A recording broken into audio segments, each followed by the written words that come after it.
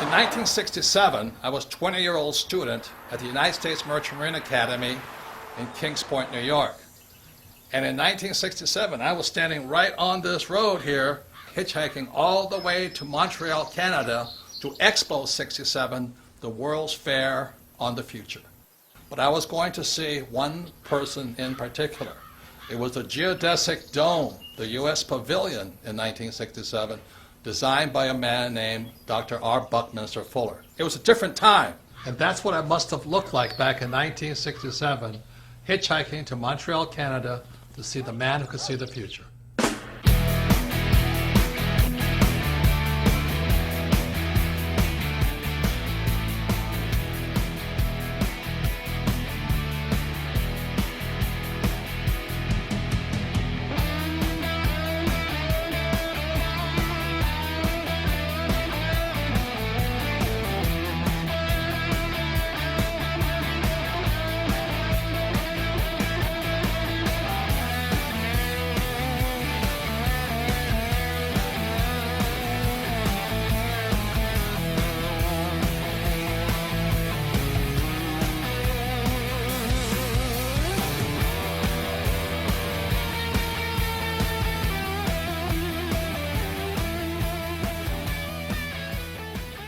Fuller was a futurist, and he's one of the first persons that systematically defined how you and I can see the future.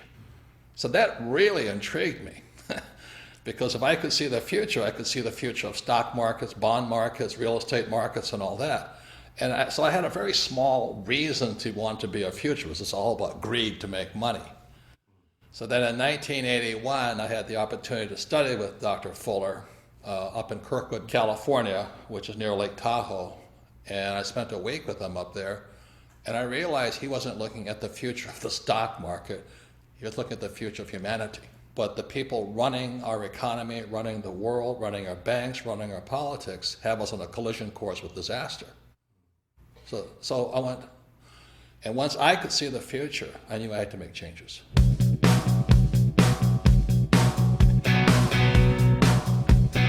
I was in rock and roll. You know, I had bands like Van Halen, Boy George, Duran Duran, The Police, and I was having fun, man. It was sex, drugs, rock and roll. You know, it was my 30s.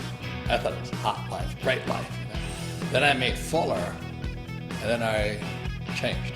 You know, there's more to my life than just making money and selling hats, wallets, bags, T-shirts, and sex, drugs, rock and roll. And so after 1981, I started studying with him more earnestly. I studied his books more earnestly, especially his book, Critical Path. I started applying what Fuller's teaches, how to predict the future, to the markets, because that's my interest. That's my rich dad and Bucky Fuller, that's where they come in line. They say the same thing. The markets are manipulated.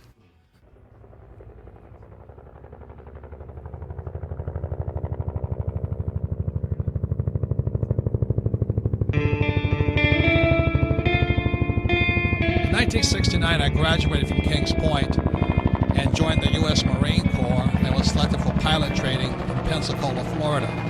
In 1972, I was flying helicopter gunships in Vietnam. Also in 1972, my rich dad sent me a letter saying that President Nixon took the dollar off the gold standard in 1971. He said, "Be careful, the world is about to change." So in 1971 was when our wealth began to be stolen.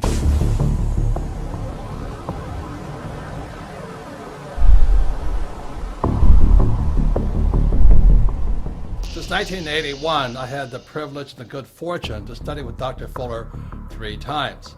And then when he passed away on July 1st, 1983, I really felt a complete loss, yet a responsibility to pass on the knowledge and wisdom he had taught me in my class. So after 1983, I began to make predictions. And making predictions is very risky because you sound like an idiot. And in many ways, I sounded like Chicken Little saying, the sky is falling, the sky is falling, the sky is falling. And if you look at what's happening in the world economy today, for millions of people, the sky is falling. So in 2002, I published this book here called Rich Dad's Prophecy. Again, it was 2002, And what this book predicted was the giant crash coming in 2016. So 14 years ahead of schedule, I was making this prediction. But I also made one intermediate prediction behind that, was that there would be a secondary crash before the giant crash of 2016. So this is me on CNN with Wolf Blitzer, looking like a complete idiot, making a prediction on the coming crash. If people start pulling out of the markets in their 50s, in their early 60s, and not having that sort of exposure, we are never going to get to a point where our money lasts as long as we need it to. We need to be participants in this system into our 70s and into our 80s, and then we need a plan for withdrawing those assets, just like we needed a plan for putting those assets in. Yes, and you're putting those assets into those investment bankers that are in financial trouble today. And all I'm saying is, aren't these guys supposed to be the smartest guys on earth? And shouldn't we be careful who we take financial advice from, including the four of us on this panel? Yeah, absolutely. Absolutely. And that's what I'm saying. There's a lot of bad advice. But Robert, out there. you're really that worried about Goldman Sachs and Lehman Brothers? Yes. I'm afraid the Federal Reserve will eventually or come close to bailing them out. That's what I'm concerned about. And that young lady who says the taxpayers are not in trouble, who's going to pay for that bailout again is the taxpayer. Lehman Brothers says it plans to file for Chapter 11 bankruptcy protection. The collapse of Lehman Brothers. Lehman Brothers collapsed. Hundreds of bailed out banks are still struggling to repay taxpayers. Way back in 1997, I published this book, Rich Dad, Poor Dad. And in Rich Dad, Poor Dad, I said three things that got me in a lot of trouble. One was that the rich don't work for money. Number two, your house is not an asset. And number three, savers would be losers. So that was in 1997. And look at what happened in 2007. The real estate market crashed. The government started printing money called quantitative easing, and savers became losers. It's no secret that the California housing bubble has popped with hardships spread wide. Real estate expert Robert Kiyosaki predicted all of this would happen back in 2005, but most people didn't listen. It's the biggest financial bubble in the history of the world. Hoping this wasn't inevitable, but we have had a big jump in foreclosure filings. Let me tell you a little about this. There are 650,000 homes in the United States in foreclosure right now. U.S. foreclosure activity jumped 81% in 2008. With 10 million people lost their homes to foreclosure and were forced out onto the streets. And to this day, millions of people are still underwater. They owe more on their house than their house is worth. You want to know what real estate's going to do? Look at jobs. Right. We still have a bad job situation, so Right. it's still a bad real estate situation. Right. Real estate is only as valuable as there's jobs. What made you write Conspiracy of the Rich? It goes back to why don't we have financial education in our schools? Question: was the financial crisis a creation of a wicked conspiracy? A new online book, Conspiracy of the Rich, The 8 New Rules of Money, exposes what author Robert Kiyosaki says is a twisted tale of how the rich control the world economy through, you name it, the Fed, Wall Street, your schools, and the government that supports these entities. Robert Kiyosaki is the author of the best-selling Rich Dad, Poor Dad series. His first book in the series has held a top spot on the New York Times bestseller list for 6 years running. And he joins us on the program today. Hello, Robert. What is this conspiracy theory? You mean it's a few people at the top handling all of us like puppets on a string? Say it isn't so. Well, I wish it wasn't so, but I've been a student of this crisis since around 1983, and I could see it coming back in 1983. People that are following the old rules, such as work hard, save money, get out of debt, live below your means, and invest in a well-diversified portfolio of mutual funds, you're getting wiped out.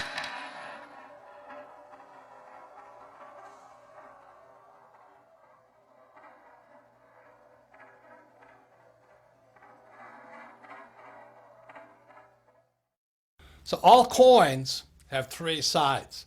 There is no such thing as a one-sided coin. See, all coins have heads on one side and tails on the other side, and the third side is the edge. So in real life, there'll always be people who say you're right, other people who say you're wrong. There's other people who are saying that we should be Republican or you can be a Democrat. See, the intelligent thing to do is stand on the edge. You see, intelligence is found on the edge. The moment you take a side, you say one side is right and the other side is wrong, you become an idiot. And in today's world, we have the battle between the capitalists and the socialists. I say both sides are right, but the most important thing to do is which side is best for you. So stand on the edge, be intelligent, and look at heads and tails. The test of a first-rate intelligence is the ability to hold two opposed ideas in the mind at the same time and still retain the ability to function. F. Scott Fitzgerald. On July 1st, 1983, I was driving down the highway in Honolulu, Hawaii, and it came over the radio, futurist and genius Buckminster Fuller passed away today. And this overwhelming sense of, I had to pull over to the side of the road, all these cars whizzing by and just cry. I've mentioned the WinStar project, and one of the gentlemen who's involved in the WinStar project is named Buckminster Fuller. He's a very, very dear friend of mine. I consider the genius of our times. And this is a song that I wrote for Bucky that's part of the new album that I'm out in L.A. recording. I suppose that there are those who'll say he had it easy, had it made in fact before. Because he was what they call the grandfather of the future. John Denver talked about him. He was our hope, that he was going to bring about a better world. And so when he died, the question goes, well, who's going to replace him? And thank God I always remember what Fuller said. He says, in 1927, when he was a complete screw-up, he lost his businesses and all this stuff, he says, what can I do? I'm just a little guy. So as I'm sitting on the side of the road, just mourning the loss of what I thought was the man who was going to lead us out of this mess we're in, I realized he was not there anymore.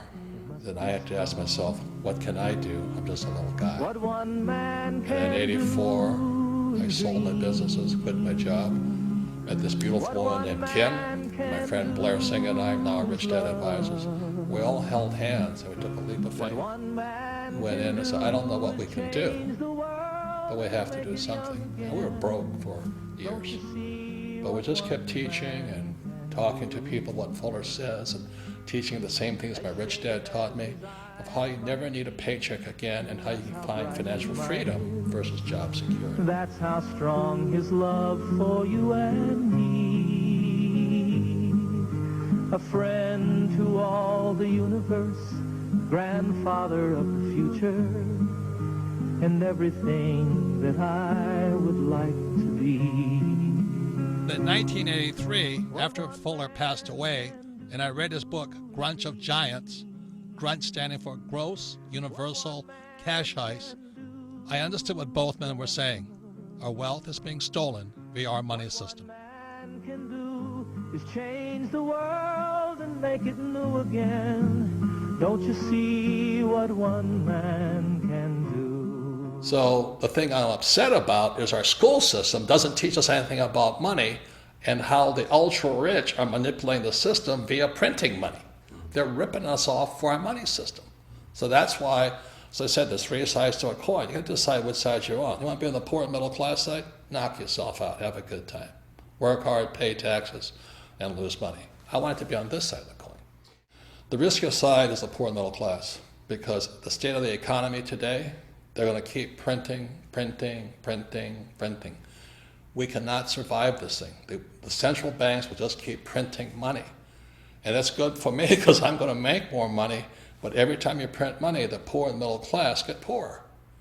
So that's why I wrote Second Chance. You have to decide where you want to be, I made my decision years ago. I don't want to be on the poor and middle class side.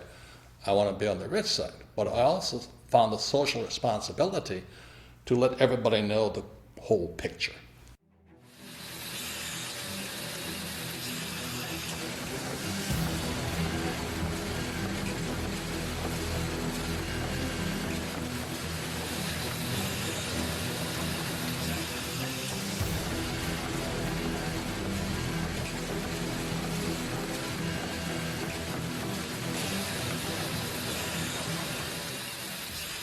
Fuller was not only a futurist, he was a scientist, a mathematician, some call an architect. He was asked to leave Harvard not once, but twice, so he never really finished school. He was a genius, but he was hard to define simply because he was a genius at so many different subjects. In 1983, after reading his book, Grunch of Giants, posthumously, after he had passed away, I was surprised because Grunch of Giants was not about math, science, it was about the economy. It was about the future of the economy. And that's when I realized Bucky Fuller and my rich dad, who was my best friend's father, had been saying the same things for years. After reading Grunch of Giants, which stands for Gross Universal Cash Heist, how we're being ripped off by the very thing we work for, money, I began doing my own research on what both men had been saying. See, up to then, I was a proverbial C- student. I only studied just to take a test. I only studied what I was told to study. I take the test and forget about it. But after reading Grunch of Giants and hearing what Bucky said about the future and the economy and what my rich dad had been telling me for years, I became a student for the very first time. I went all the way back, not just taking their word for it, but finding out my own answers. I wrote Second Chance because there's a lot of confusion about this global economic crisis.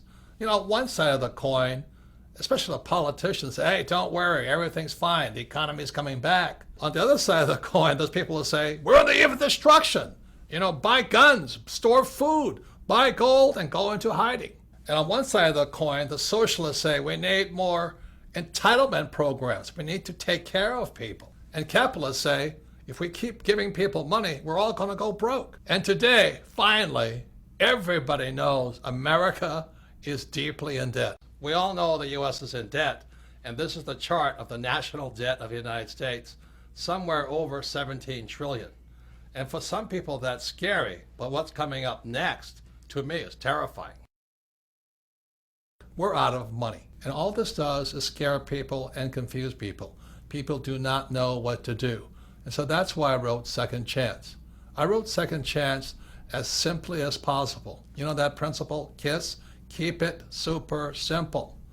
So Second Chance is written very, very simply.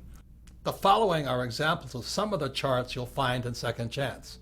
Remember, a picture is worth 1,000 words. So this first graph is a picture of the purchasing power of the US dollar. You know, people say there's inflation. There really isn't inflation. What's really happening is the purchasing power of the dollar is going down. This makes life harder and harder on those who work for money. So in other words, the US dollar is worth less and less and less. The more the government prints money, the more worthless the US dollar becomes. The government says they won the war on poverty. Well, this chart says differently. Because the US is printing money, what you find out is harder and harder for the poor and lower middle class to earn what's called a living wage. In other words, they can't afford to live. They can't afford a house, they can't afford food, they can't afford transportation. And what this chart shows here is the increased use of food stamps. So while our government says poverty is going down, the reality is that use of food stamps is going up. This means the average American cannot afford to live. For this next chart here, you'll see that the middle class in America is not growing. What this chart shows you is the middle class is shrinking.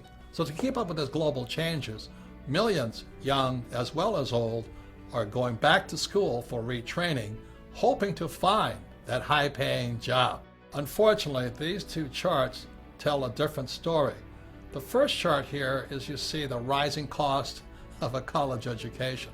And as you know, millions of people leave school, both young and old, saddled for a lifetime with student loan debt, the worst possible debt of all. Student loan debt is worse than a mortgage, credit card debt, or a car loan. Simply said, student loan debt is debt for life. That is inhumane. And this chart really concerns me. This is the chart on Social Security. If you look at this chart, you notice just around 2012, the Social Security Trust Fund goes bankrupt. It starts operating in the red. Simultaneously, in 2012, 10,000 baby boomers turned 65 every single day, just as the fund goes broke. How are we going to pay for this? You know, what's going to happen to these old guys? What's going to happen to my generation, the baby boomers? Will the baby boomers, the most affluent generation in history, soon become the baby busters? I'm concerned about my own generation. Worst of all, how are we going to pay for these old guys like me? You know, Medicare goes up, expenses go up. You know, life doesn't get cheaper when you get old. You know, it is estimated that Social Security, Medicare, and other entitlement programs is an off-balance sheet debt of $100 trillion to $250 trillion. Most people do not know how big that debt is. How are we going to pay for this? Print more money? Who is going to pay for this? You?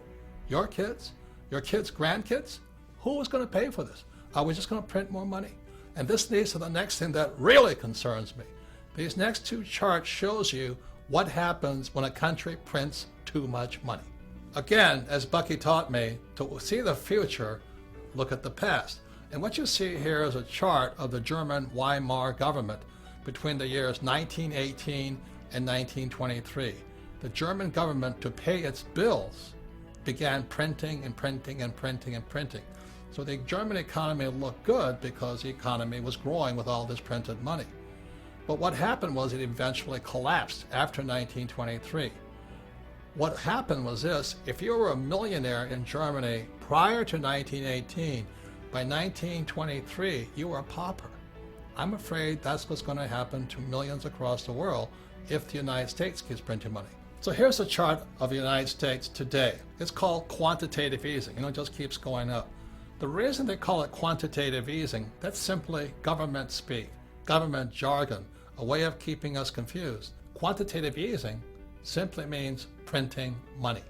Notice the similarity between Germany between 1918 and 1923 and the United States today. And so here we are in 2015, and let me tell you, it's spooky. It's a long way down. And when I look back, you know, at the giant crash of 1929, it's very small. So the question I ask you, which way is the economy going? Hopefully my rich dad and Bucky Fuller are wrong, that the stock market will keep going up. Looking for a savior, the German people elected Adolf Hitler Chancellor of all Germany in 1933. After taking control of Germany, Hitler is quoted as saying, "What luck for the rulers when men do not think." Same thing is going on in America today. That's why there's no financial education or school, and that's why our government can get away with what it's doing. I see similarities between then and now. Do you?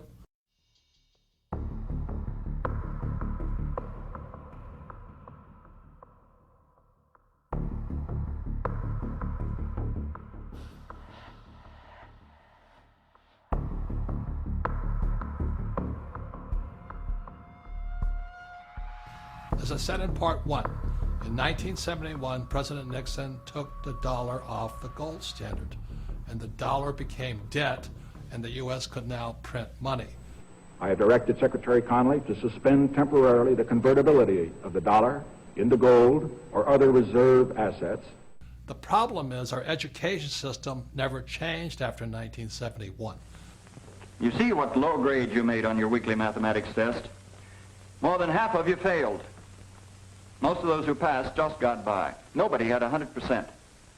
And now we have this gap between the rich and everybody else. And this is dangerous. The gap between the rich, poor, and middle class is too wide. And for the first time, the American dream is disappearing. Instead of the American dream where everybody become rich, many people in America and throughout the world are angry at the rich. You know, today some politicians are saying, look at the gap between CEO pay and employee pay. Well, that is the American dream, to get rich. Do you get angry at the Kardashians for making million? Do you get angry at sports stars for making million? Do you get angry at rock stars for becoming rich? Look, if you're gonna get angry at somebody, get angry at our school system. Look, this is not an economic crisis.